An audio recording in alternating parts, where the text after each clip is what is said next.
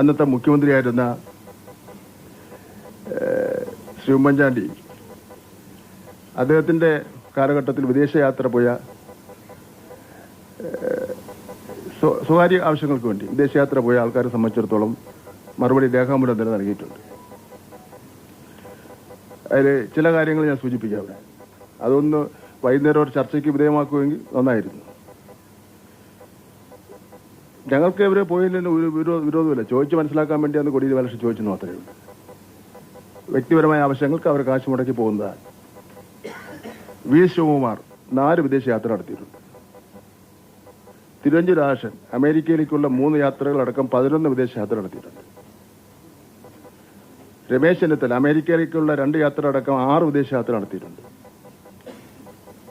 PK അബ്ദുർബ് UAE-യിലേക്കുള്ള 6 യാത്രകളടക്കം മൊത്തം 8 യാത്രകൾ നടത്തിയിട്ടുണ്ട്.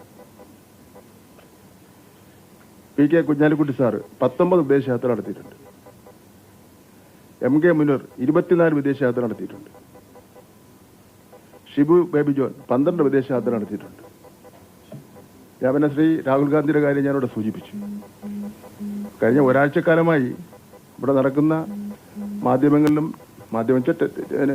പ്രിന്റ് മീഡിയസിലും വിഷ്വൽ മീഡിയസിലും നടക്കുന്ന ചർച്ചകൾ ആദ്യത്തെ സംഭവമാണ് ശ്രീ പിണറായി വിജയനും അദ്ദേഹത്തിന്റെ കുടുംബവും സ്വന്തം കാശ് മുടക്കി ഒരു അവധിക്കാലത്ത് കുട്ടികളും ഒത്ത് വിദേശത്ത് പോകുന്നു എന്നുള്ള മട്ടിലാണ് ചർച്ച ചെയ്യുന്നത്.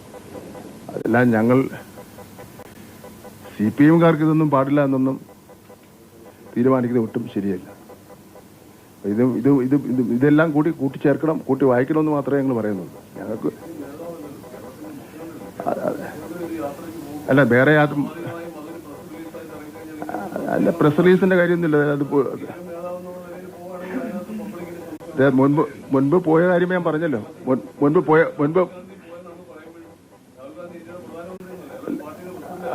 അതെ പാർട്ടിയുടെ പ്രസിഡന്റ് വളരെ പ്രധാനപ്പെട്ട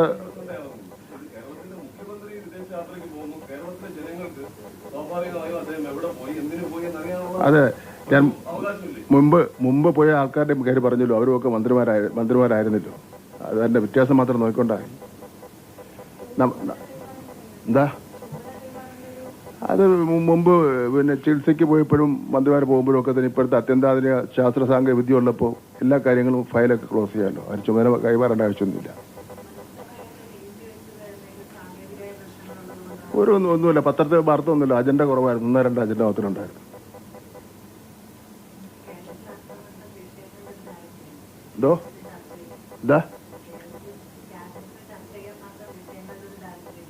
അല്ല ദാരിദ്ര്യമില്ല. ഒരാഴ്ച ഒരിക്കൽ കൂടെയല്ലേ. അപ്പോൾ എല്ലാം ഇത്രയും ഫയൽ വന്നുകൊണ്ടിരിക്കും. ചില ആഴ്ചകൾ കുറവായിരിക്കും. ഈ ആഴ്ച കുറഞ്ഞു പോയി. ഇപ്പൊ കൂട്ടണമെങ്കിൽ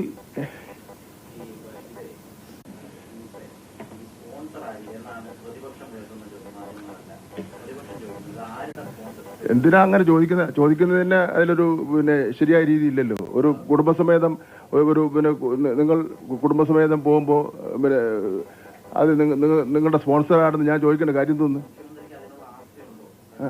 അതിനുള്ള ആസ്തിയൊക്കെ ഉണ്ട് മുഖ്യമന്ത്രിക്ക്. ഒരു സംശയവും വേണ്ട. ആവശ്യമില്ലാത്ത കാര്യം പറയല്ലേ സുഹൃത്തെ. ഇത് വെള്ളരിക്കപ്പട്ടണമല്ലോ ആണ്.